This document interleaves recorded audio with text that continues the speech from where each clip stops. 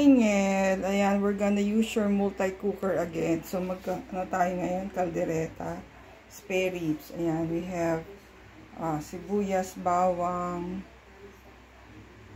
patatas, carrots, and our spare ribs. Ayan.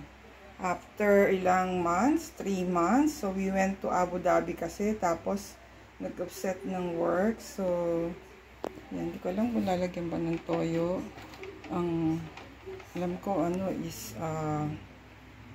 what you call this, tomato sauce eh. I'm not sure kung lalagyan natin na toyo yung ating spare ribs. Yan, so meron din tayong Reno spread and labuyo later. Yan. Sana masarap ang lunch natin. It's a Sunday today. Housework, work. And ayan ang ating Reno spread and our labuyo and our tomato sauce. Ayan. Sana masarap ang ating caldereta today. Let's start cooking. Ayan, sinisir muna natin ang ating spare ribs bago natin lagay yung ating tomato sauce and the other ingredients natin. Ayan. Reno spread pa rin ang ilalagay natin sa liver spread.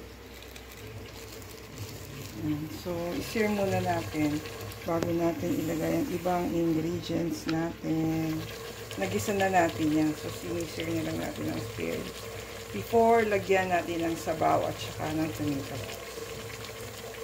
Ayan, napakulo na natin. Nalagay na natin ang carrots and patatas and the sili. So, and Reno spread. So, isa lang ulit i-on natin ulit para malambot ang carrots and patatas natin.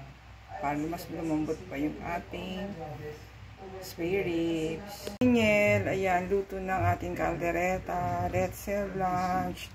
Ayan, di tayo sure kung dapat lagyan ng patis. Tikman na lang siguro natin if it's okay or dagdagan pa ng lasa. Let's have lunch on a Sunday. Sana magustuhan ni Papsi ang ating caldereta for today.